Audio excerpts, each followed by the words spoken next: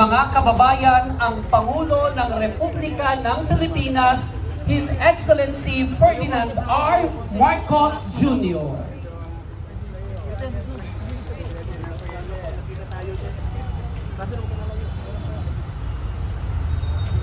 Magandang umaga po sa ating lahat.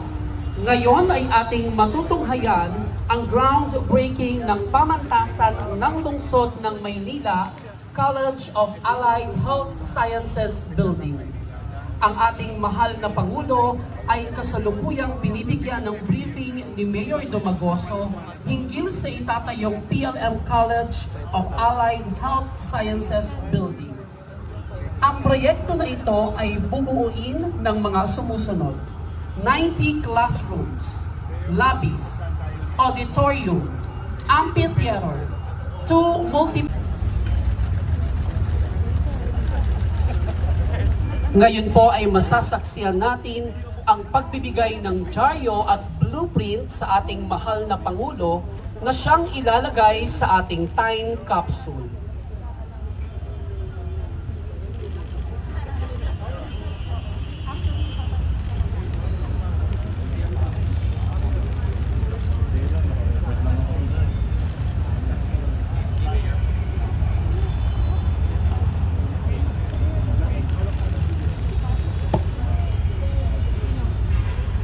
Masasaksihan din po natin ang pagbibigay ng mga barya na kasama ring ilalagay sa loob ng time capsule.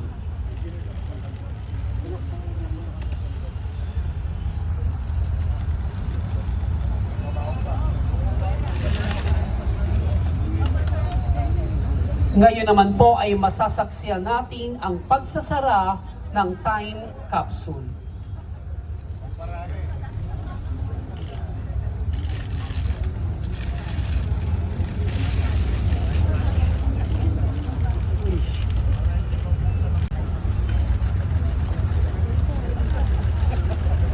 Ngayon po ay masasaksihan natin ang pagbibigay ng dyaryo at blueprint sa ating mahal na Pangulo na siyang ilalagay sa ating time capsule.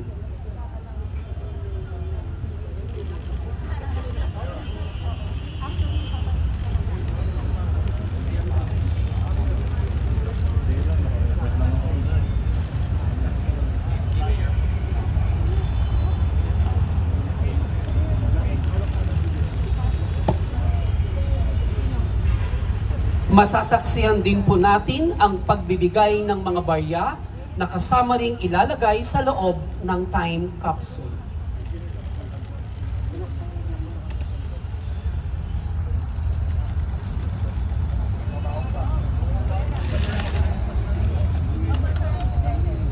Ngayon naman po ay masasaksihan natin ang pagsasara ng time capsule.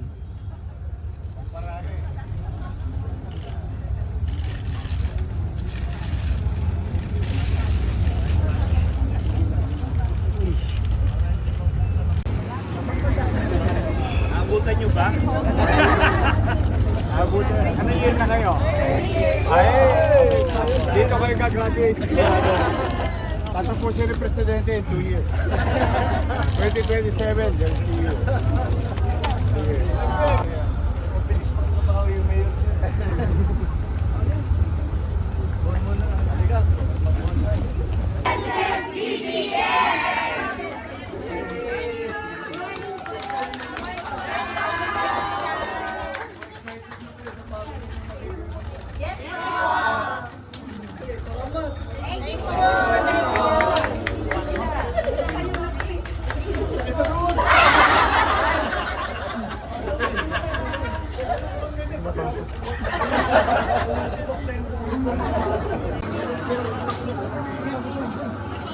Gawin.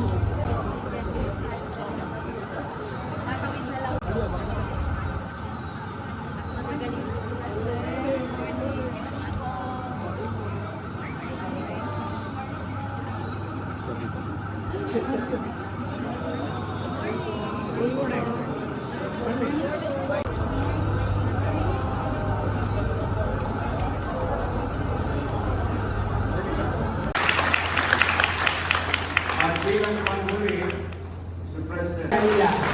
At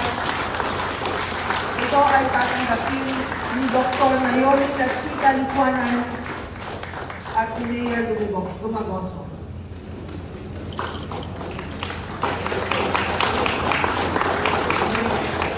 Maraming salamat po, mahal na Pangulo.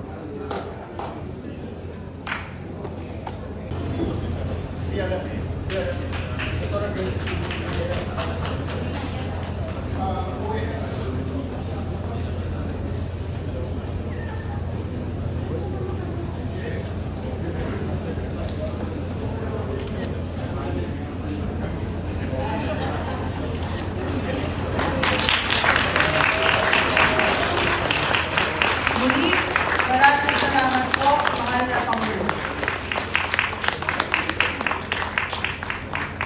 Regular maintenance. 8 million. May magnet po. He's been with us for 4 years now. Thousands of patients already. That's truly talaga everything. Kaya, Mahal talagang gamit. Mindan.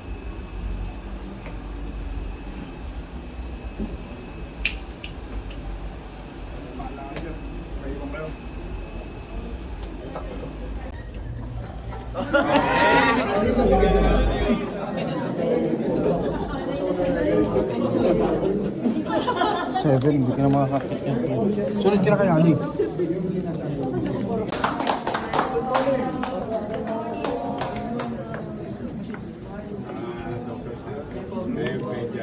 Ito ward. Good morning.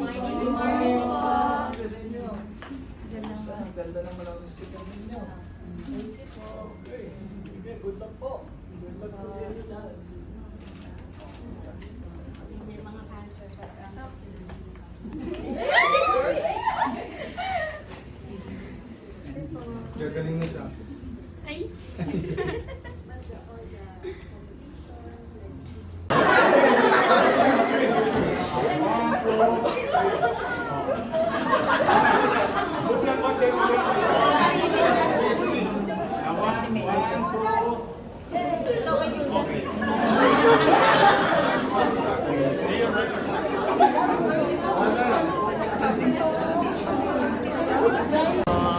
Dinagay para sa healthcare sector ng para sa ating mga kababayan. At we have begun already to feel the effects of the appropriations that are coming out of the 2026 GAA.